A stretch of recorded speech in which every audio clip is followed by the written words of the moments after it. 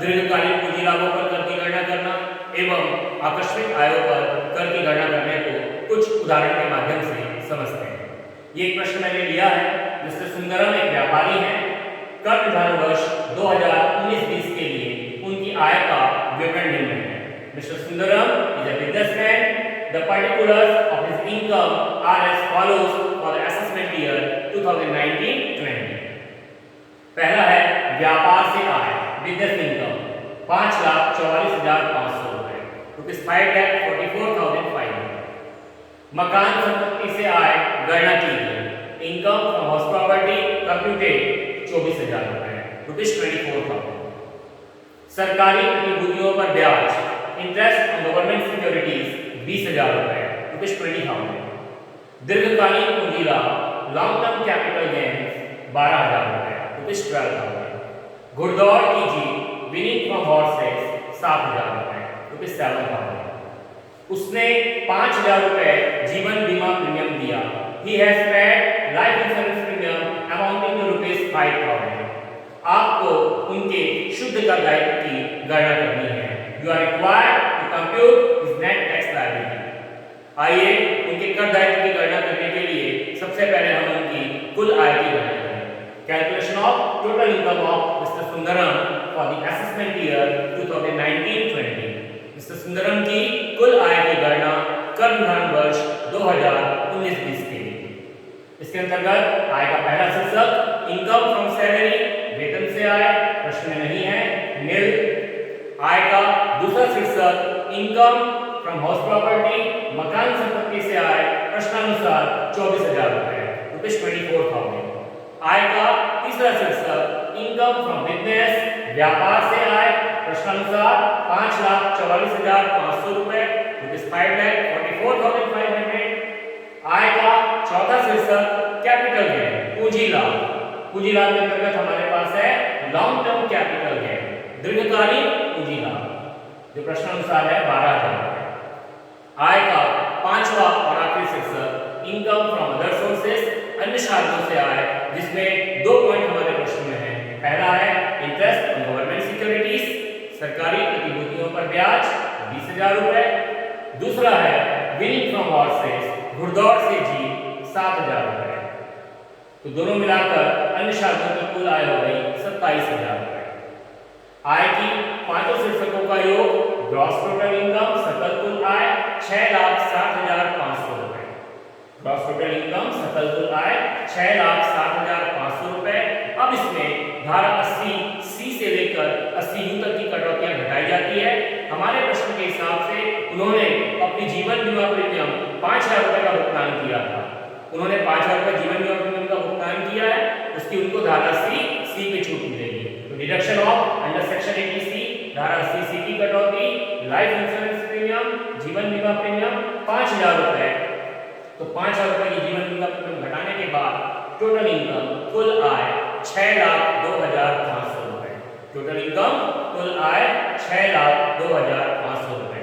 अब इस 6,02,500 रुपए की कुल आय पर हम कर दायित्व की गणना करते हैं। कैलकुलेशन ऑफ टैक्स पेएबल, कर दायित्व की गणना। जैसे कि हमने प्रश्न में देखा था, हमारे प्रश्न में एक आकस्मिक आय घुड़दौड़ की जीत है और धारा 115BB के अनुसार आकस्मिक आयों पर 30% की दर से कर देय होता है। 30% tax payable on casual income according to under section 115BB। इसलिए घुड़दौड़ की जीत पर हम 30% का कर लेंगे। 7,000 रुपए घुड़दौड़ की जीत थी, 30% कर होगा 2,100 रुपए। 7,000 का 30% 2,100 रुपए। हमारे इस प्रश्न में दीर्घकालीन पूंजी लाभ भी है और धारा 112 के अनुसार दीर्घकालीन पूंजी लाभों पर 20% की दर से कर देय होता है। 20% tax payable on long term capital gain according to under section 112। तो धारा 112 के अनुसार हमें दीर्घकालीन पूंजी लाभों पर 20% कर लेना होगा। हमारे प्रश्न का दीर्घकालीन पूंजी लाभ 12,000 रुपए है। उस 12,000 का 20% देकर होगा 2,400 रुपए। 12,000 रुपए का 20% 2,400 रुपए। हमने घुड़दौड़ की जीत पर 30% और दीर्घकालीन पूंजी लाभ पर 20% का कर लिया है। अब हम अन्य कुल आय पर कर दायित्वों की गणना के नियमों के आधार पर कर की गणना करेंगे। इनकी कुल आय थी 6,02,500 रुपए, उसमें से 7,000 रुपए घुड़दौड़ का और 12,000 रुपए दीर्घकालीन पूंजी लाभ का कर पहले ही लगाया जा चुका है, तो उसको घटाने के बाद अन्य कुल आय 5,83,500 रुपए, 5,83,500। हमने घुड़दौड़ की जीत पर और दीर्घकालीन पूंजी लाभ पर कर पहले ही लगा लिया है, इसलिए 6,02,500 रुपए की कुल आय में से घुड़दौड़ के 7,000 रुपए और दीर्घकालीन पूंजी लाभ के 12,000 रुपए, इन दोनों को घटाने के बाद अन्य कुल आय होगी 5,83,500 रुपए। अब हम इस पर कर की गणना नियमानुसार करेंगे। प्रथम 2,50,000 रुपए तक की आय पर देय कर nil, tax on income up to ₹2,50,000 nil. 2,50,000 रुपए से अधिक किंतु 5,00,000 रुपए तक की कुल आय पर 5% की दर से कर दिए होगा। 5% income tax payable on income above ₹2,50,000 to 5,00,000। 2,50,000 से 5,00,000 अर्थात 2.5 लाख रुपए का 5% 12,500 रुपए। अब इसके पश्चात 5 लाख रुपए से लेकर उनकी अन्य आय जो 5,83,500 रुपए है, उस पर हम 20% कर देंगे। 20% tax payable on income above ₹5 lakh to other income 5,83,500। 5 lakh से लेकर 5,83,500 पर अर्थात 83,500 रुपए पर 20%, 20% ऑफ 83,500, तो 83,500 का 20% 16,700 रुपए, रुपए 16,700। सभी करों का योग हम कर देंगे, तो सभी करों का योग हो रहा है 33,700 रुपए, रुपीज 33,700। सारे करों का हम योग करेंगे तो सारे करों का योग हो रहा है रुपीज 33,700, 33,700 रुपए। अब इसमें हम ऐड करते हैं सरचार्ज, अधिभार। अधिभार तभी देय होता है जब कुल आय 50 लाख रुपए से भी अधिक हो। यहाँ पर इनकी कुल आय 50 लाख रुपए से कम है, अतः कोई भी अधिभार देय नहीं होगा, निल। तो कर एवं अधिभार की राशि पुनः 33,700 रुपए, रुपीज 33,700। अब इस 33,700 रुपए की कर और अधिभार की राशि पर 4% स्वास्थ्य एवं शिक्षा उत्तर जुड़ेगा, 4% हेल्थ एंड एजुकेशन सेल्स। 33,700 का 4% 1,348 रुपए हम इसमें जोड़ देंगे, 1,348 रुपए। जोड़ने के बाद ग्रॉस टैक्स पेएबल सकल देय कर 35,048, 35,048 रुपए। क्योंकि करों को 10 के गुणांक पे रखना होता है, तो 10 के गुणांक पे टैक्स पेएबल होगा 35,050 रुपए। इनका कर दायित्व बनेगा रुपीज 35,050 रुपीज। इस प्रश्न में एक विशेष बात ध्यान रखनी है कि जो घुड़दौड़ की जीत है वो 7,000 रुपए है, 10,000 रुपए से कम है, इसलिए उसमें कोई भी टीडीएस नहीं कटेगा। अगर आकस्मिक आय 10,000 रुपए तक हो तो उस पे स्रोत पर कर की कटौती नहीं की जाती, टीडीएस नहीं काटा जाता। तो इस तरह से इनका टैक्स पेएबल कर दायित्व 35,050 रुपए। आइए एक और प्रश्न के माध्यम से हम कर दायित्व की गणना को समझने का प्रयास करते हैं। एक प्रश्न मैंने आपके लिए और लिया है। वित्तीय वर्ष 2018-19 का श्री श्यामलाल की आय तथा अन्य विवरण निम्न है।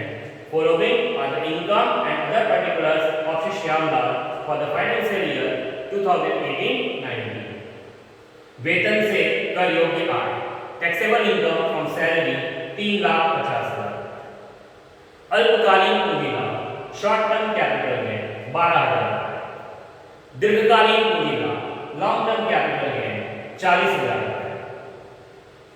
सावधि जमा पर बैंक से ब्याज, bank interest on time deposit 10,000। Lottery से आय सकल, लॉटरी इनकम ग्रॉस 25,000। निःशक्त आश्रित की चिकित्सा पर व्यय, expenditure on medical treatment of disabled dependent 15,000। इससे पूर्व कि मैं प्रश्न में आगे बढ़ जाऊं, यहाँ पर एक बात मैं आपको समझा दूं कि अगर निःशक्त आश्रित की चिकित्सा पर करदाता के द्वारा कोई व्यय किया जाता है तो उसको धारा 80 डबल डी पे 75,000 रुपए तक की कटौती दी जाती है।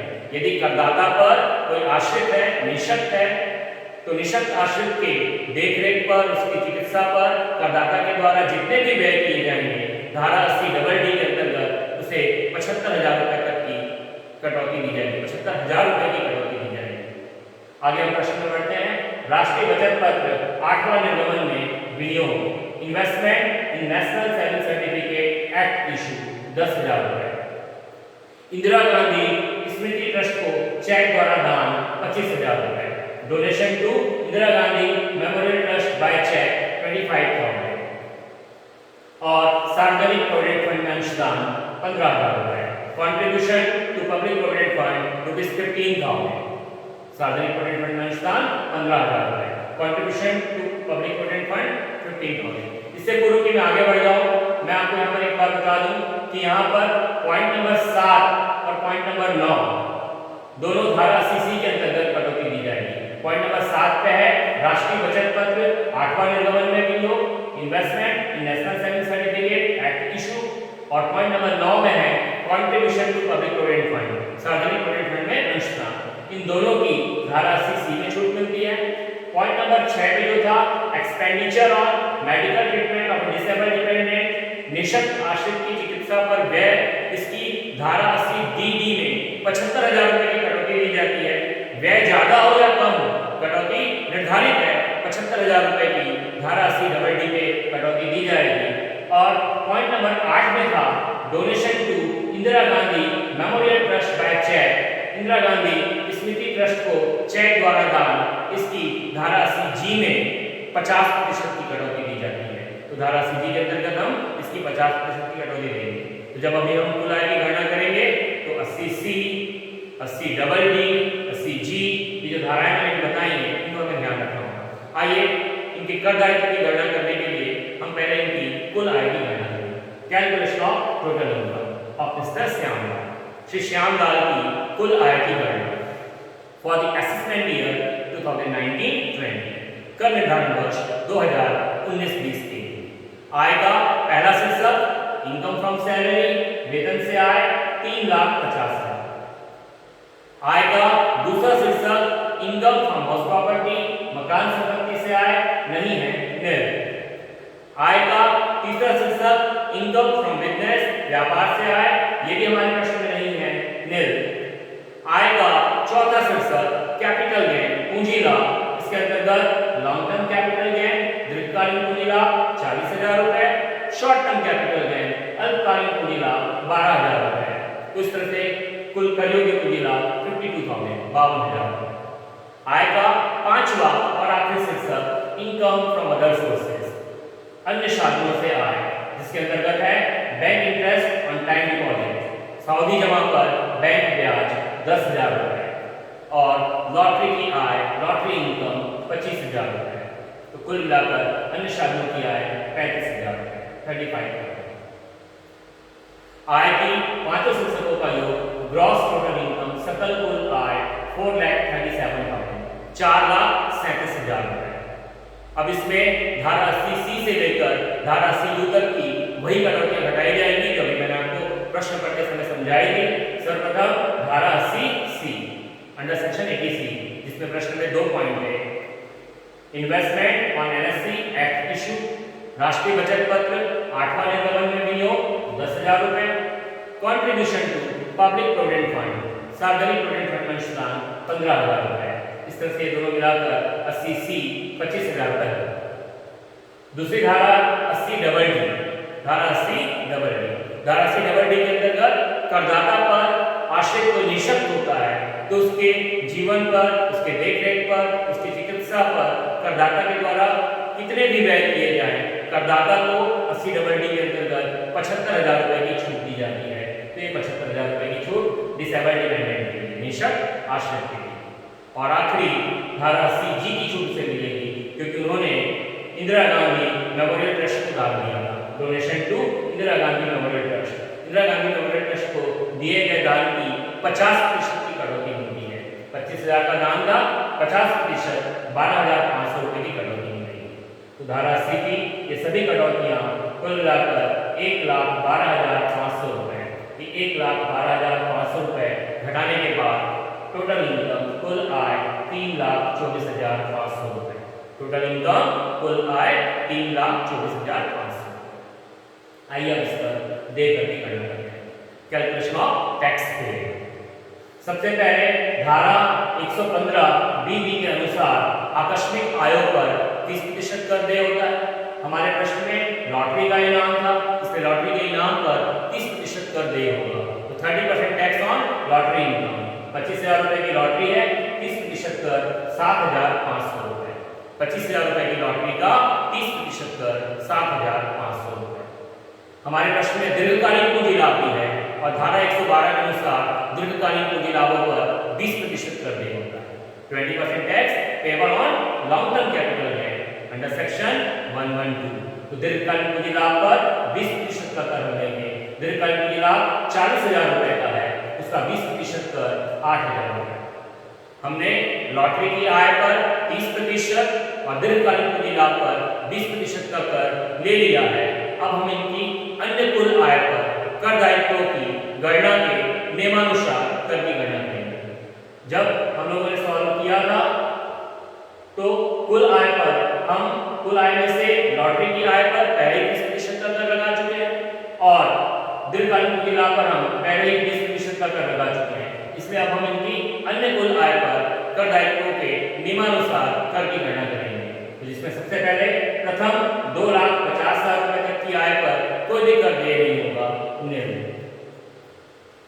2,50,000 रुपए से अधिक किंतु उनकी अन्य कुल आय 2,59,500 रुपए तक 5% की दर से कर देय होगा। 2,50,000 रुपए से अधिक किंतु 2,59,500 रुपए तक की अन्य कुल आय पर 5% की दर से कर देय होगा। 5% tax payable on income above rupees 2,50,000 to other income 2,59,500। ये 2,59,500 की अदर इनकम कहां से आई है? टोटल इनकम में से लॉटरी और long term capital gain income दोनों को माइनस किया गया। कुल आय में से दीर्घकालीन पूंजी लाभ को भी घटाया गया है क्योंकि उस पर कर पहले लगा चुके हैं और लॉटरी को भी घटाया गया है क्योंकि उस पर भी कर पहले लगा चुके हैं। तो दोनों को घटाने के बाद अन्य कुल आय आई है 2,59,500 रुपए। तो 2,50,000 से 2,59,500 रुपए तक अर्थात 9,500 रुपए पर 5%। तो 9,500 रुपए का 5% 475 रुपए का कर देंगे।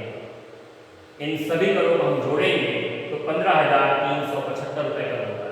15,375 रुपीज 15,375 रुपए का कर देंगे।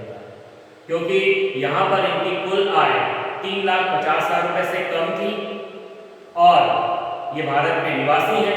अगर कुल आय 3,50,000 रुपए से कम हो और करदाता भारत के निवासी हो तो उन्हें धारा 87A के अंतर्गत कर से 2,500 रुपए तक की कटौती दी जाती है। इसलिए यहाँ पर इन्हें धारा 87A पर कर से 2,500 रुपए की कटौती दी जाएगी। तो कटौती घटाने के बाद 13,475 रुपए 13,475 रुपए।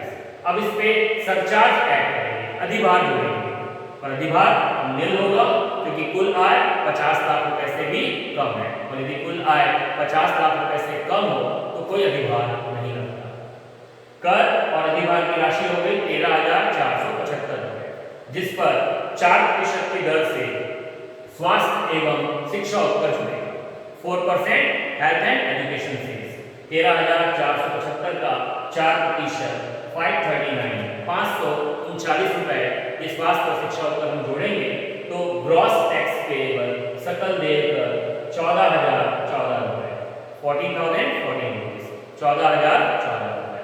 ये आ गया ग्रॉस टैक्स पेएबल सकल देय कर। हमारे प्रश्न में आकस्मिक आय थी लॉटरी का इनाम और वो लॉटरी का इनाम 10,000 रुपए से अधिक है, 25,000 रुपए का लॉटरी का इनाम। तो अगर आकस्मिक आय 10,000 रुपए से अधिक हो तो उस पर 30% की दर से स्रोत पर कर की कटौती की जाती है। टैक्स डिडक्टेड एट सोर्स हम माइनस करेंगे TDS tax deducted at source TDS on lottery income. Lottery की आय पर 30% स्रोत पर कर की कटौती 25,000 का 30% 7,500 रुपए। तो 7,500 रुपए कि टीडीएस हटाने के बाद नेट टैक्स पेएबल शुद्ध देयकर 6,514 रुपए। नेट टैक्स पेएबल शुद्ध देयकर 6,514 रुपए। अब क्योंकि जो कर दायित्व होता है वो 10 के गुणांक पे होता है, इसलिए इसको हम राउंड ऑफ कर लेंगे तो टैक्स लायबिलिटी बनेगी 6,510 रुपए। टैक्स लायबिलिटी कर दायित्व 6,510 रुपए। तो इस प्रश्न में यही बात ध्यान रखनी है कि लॉटरी की आय पर 30% की दर से कर देय होगा, दीर्घकालीन पूंजी लाभ पर 20% की दर से कर देय होगा और अन्य कुल आय पर हमारे नियमानुसार हम कर की गणना करेंगे। क्योंकि इनकी कुल आय 3,50,000 रुपए से कम थी, इसलिए इनको धारा 87A की कर से छूट भी दी जाएगी 2,500 रुपए की। ये बात इस प्रश्न में महत्वपूर्ण थी जो ध्यान रखने योग्य है। और एक अंतिम बात, अगर कोई भी आकस्मिक आय 10,000 रुपए से अधिक हो तो सकल देय कर में से स्रोत पर कर की कटौती घटा दी जाती है। यहाँ पर इनकी आकस्मिक आय लॉटरी का इनाम 10,000 रुपए से अधिक था, इसलिए सकल देय कर में से टीडीएस स्रोत पर कर की कटौती घटाने के बाद शुद्ध कर दायित्व की गणना